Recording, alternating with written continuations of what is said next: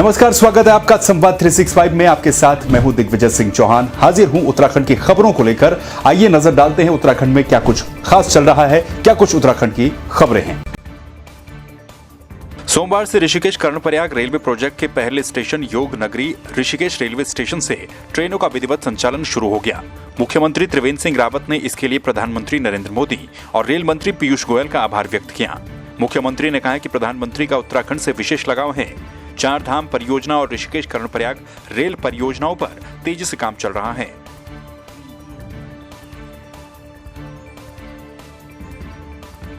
देवप्रयाग में कांग्रेस के राष्ट्रीय सचिव और पूर्व मुख्यमंत्री उत्तराखंड हरीश रावत ने आगामी मकर संक्रांति को देवप्रयाग में प्रस्तावित महाकुंभ स्नान पर रोक लगाए जाने के सरकार के फैसले को आड़े हाथों लिया। सरकार के इस फैसले से आक्रोशित कांग्रेस कार्यकर्ताओं और तीर्थ पुरोहितों ने प्रदेश सरकार के खिलाफ जमकर प्रदर्शन भी किया। कांग्रेस जिलाध्यक्ष हिमांशु बिजलवान के नेतृत्व में कांग्रेस कार्यकर्ताओं ने भगीरथी पुल पर जमकर नारेबाजी करते हुए सरकार का पुतला दहन किया। माँ गंगा जहाँ से अवतरित होती है, यदि उस देवस्थल की अवहेलना होगी तो कुंभ में कमी रह जाएगी। और ये सरकार की इसको नहीं किया जी।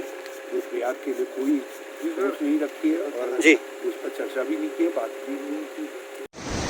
2016 में कांग्रेस सरकार द्वारा देवप्रयाग क्षेत्र को कुंभ क्षेत्र घोषित किया गया था और इसी परिप्रेक्ष्य में 14 जनवरी 2020 को शाही स्नान देवप्रयाग संगम में प्रस्तावित था और सुनने में आया कि राज्य सरकार द्वारा ये शाही स्नान पर रोक लगा दी गई है। इसी को लेकर कांग्रेस जनों में रोष व्याप्त है। कांग्रेस जनों के साथ साथ पूरे क्षेत्रवासियों में रोष व्याप्त है। 2016 में कांग्रेस सरकार द्वारा प्रस्तावित कुंभ क्षेत्र देवप्रयाग को शाही स्नान के लिए प्रस्तावित किया गया था, जो कि वर्तमान त्रिवेंद्र सरकार ने जिसको कि इस पे रोक लगा दी। तो इससे स्थानीय जनता, क्षेत्रीय जनता और कांग्रेस जन काफ़ी आक्रोशित है और हम चाहते हैं कि हमारे साथ में अखाड़े के लोग भी तैयार हो गए थे स्नान करने के लिए।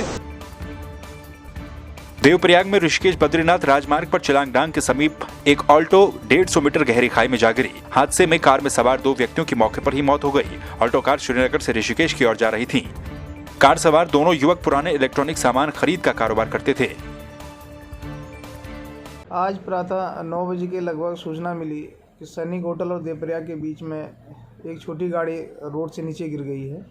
इस सूचना पर मैं तुरंत अपने कर्मचारियों सहित मौके पर पहुंचा तो देखा कि गाड़ी रोड से करीबन 200-250 मीटर नीचे गंगा नदी में गिर गई है। उसमें बैठे दोनों सवार जो कि वहीं गंगा के आसपास ऊपर कहीं खाई में गाड़ी से छिटक कर गिरे हुए थे। हम लोग तुरंत नीचे उतरे और उनको देखा तो काफ़ी ऊपर से गिरने के कारण गाड़ी उन दोनों की मौके पर ही डेथ हो गई थी। रेस्क्यू है तो मैंने SDRF को भी तुरंत मौके पर बुलाया और अपने कर्मचारियों के मदद से उनका रेस्क्यू किया गया। दोनों बॉडियों को ऊपर निकाला गया। ज्ञात हुआ कि दोनों सहारनपुर के रहने वाले हैं, गंगों के, और यहाँ गढ़वाल में पुराने मोबाइल और कोई भी इलेक्ट्रॉनिक सामान जो रिपेयर हेतु ले जाते थे। टिहरी जिले के चंबा ब्लॉक के अंतर्गत ग्राम जाख के ग्रामीणों का सपना उस समय साकार हो गया जब 20 साल पहले शुरू हुए कुठा जाख टोबरा मोटर मार्ग का निर्माण कार्य पूरा हो गया।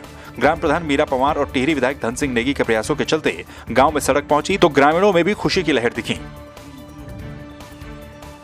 प्रतापनगर ब्लॉक की रौनक द्रमोली पट्टी के पुजार गांव के लिए 18 सालों से स्वीकृत मोटर मार्ग का निर्माण कार्य शुरू न होने से आक्रोशित ग्रामीणों ने बीजपुर पनियाला मोटर मार्ग पर चक्का जाम कर प्रदर्शन किया। ग्रामीणों ने कहा कि यदि 1 हफ्ते के भीतर सड़क निर्माण शुरू नहीं होता तो 18 जनवरी से मुख्य बाजार लमगांव चौराहे पर भी चक्का जाम कर आंदोलन का बिगुल फूकेंगे। क्षेत्रीय विधायक विजय पवार के आश्वासन के बाद ग्रामीणों ने 4 घंटे के बाद जाम को खोला। और हमारा गांव मात्र रौनों में क्या पतानगर में केवल हमारा गांव रह गया है जिस गांव में अभी तक रोड नहीं पहुंची है। हमने कई बार विधायक साहब के चक्कर काटे, देहरादून राजधानी के चक्कर काटे हैं।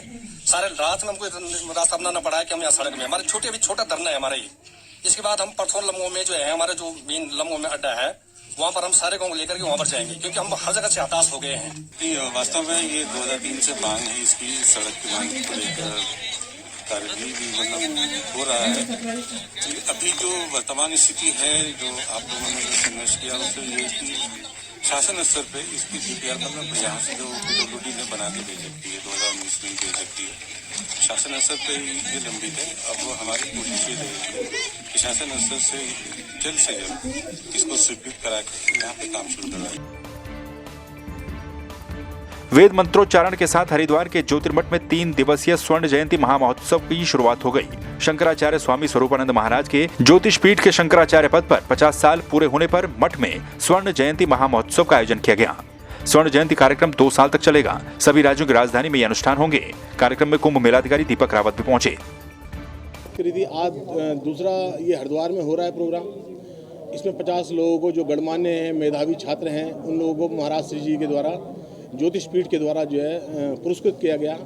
ये एक बहुत बड़ा विषय है। देखिए, हमारे धर्म में हमारे गुरु हमारे को पुरस्कृत करते हैं, ये हमारे लिए बहुत सम्मानजनक बातें होती है। देखा कि युवा हैं, कर्मठ हैं और क्षमताओं से भरपूर हैं, तो हम लोगों ने उनसे अनुरोध किया कि क्यों ना कुंभ जब आयोजित हो रहा है और इतने बड़े संत महंत आचार्य धर्माचार्य यहाँ पधार रहे हैं, तो उनका कोई संदेश जनता के लिए आप प्राप्त करके और आपके माध्यम से सबको दीजिए, क्योंकि जो लोग आते हैं एक महात्मा के शिविर में जा सकेंगे, 2 शिविर में जा सकेंगे, भीड़ के कारण सब जगह दर्शन भी नहीं कर पाते हैं। नहीं है, ये बहुत बड़ा आशीर्वाद मुझे मिला है और ये आशीर्वाद उस परंपरा की है जिसको हम सनातन शाश्वत संस्कृति कहते हैं, जो आदि गुरु शंकराचार्य ने प्रतिष्ठित की थी आज से करीब 2500 साल पहले। उसी की परंपरा में ज्योतिर्मठ के जो अभी वर्तमान में आदि शंकराचार्य जी हैं, स्वरूपानंद जी, और उनके शिष्य स्वामी अविमुक्तेश्वरानंद जी, उनके कदमों से मुझे ये आशीर्वाद मिला। अच्छा कार्यक्रम रहा और आज जो मुझे सम्मान मिला है उसके लिए मैं बहुत बहुत धन्यवाद देना चाहूँगा। कुंभ को लेके भी बहुत सारे सुझाव यहाँ पे प्राप्त हुए। बड़ा अहम सुझाव ये प्राप्त हुआ है कि जो विभिन्न संतगण आते हैं, संस्थाएँ आती हैं, सब लोग कुछ ना कुछ बोलते हैं और उसमें बड़ी बहुमूल्य बातें होती हैं जिनका हम सार कहीं पे संकलित करें, जिसको हम कुंभ का सार भी कह सकते हैं, इसको हम संदेश भी कह सकते हैं। ऐसी एक पुस्तक हम तैयार करेंगे। बहुत अच्छा सुझाव है, इसको आज ही मैंने इसको स्वीकार भी कर लिया और मैं सभी से निवेदन भी करूँगा कि इसके संकलन में हमें मदद करें। धन्यवाद। पिथौरागढ़ में यूथ कांग्रेस के द्वारा एक मुट्ठी मिट्टी शहीदों के नाम मुहिम शुरू की गई, जिसके पोस्टर का पूर्व विधायक मयूख महर ने विमोचन किया। यूथ कांग्रेस जिला अध्यक्ष ऋषेंद्र महर ने कहा कि जिले के प्रत्येक गांव से एक मुट्ठी मिट्टी एकत्रित कर देश की राजधानी दिल्ली भेजी जाएगी और देश भर से एकत्रित मिट्टी से भारत का नक्शा बनाया जाएगा और बीजेपी सरकार को आईना दिखाया जाएगा। देखिए, आज यूथ कांग्रेस द्वारा पूरे देश में और हमारे जो उत्तराखंड प्रदेश में इसमें एक मुहिम को लॉन्च किया जा रहा है कि एक मुट्ठी मिट्टी शहीदों के नाम। जो देश के किसान हैं, जो काले कृषि कानून के विरोध को लेके 1.5 महीने से ज़्यादा समय से गाजीपुर बॉर्डर पर बैठे हैं, दिल्ली जो राजधानी है वहाँ पे धरना दे रहे हैं और बहुत से हमारे लोगों ने वहाँ पे शहादत दे दी है, उनकी जान चली गई है। तो उन शहीदों के सम्मान में, उन शहीदों के नाम में हम प्रत्येक गाँव में जाके, अपनी विधानसभा के, अपने जिले के हर एक गाँव में जाके वहाँ के लोगों से, किसानों से बात करके उनसे एक मुट्ठी हम मिट्टी एक यहाँ से ले जाके पूरी जिले के हम दिल्ली जो राजधानी है वहाँ पे एक देश का नक्शा बनाएंगे और वहाँ पे इस मिट्टी को रख के हम उनके सम्मान में वहाँ पे एक कार्यक्रम करेंगे यूथ कांग्रेस।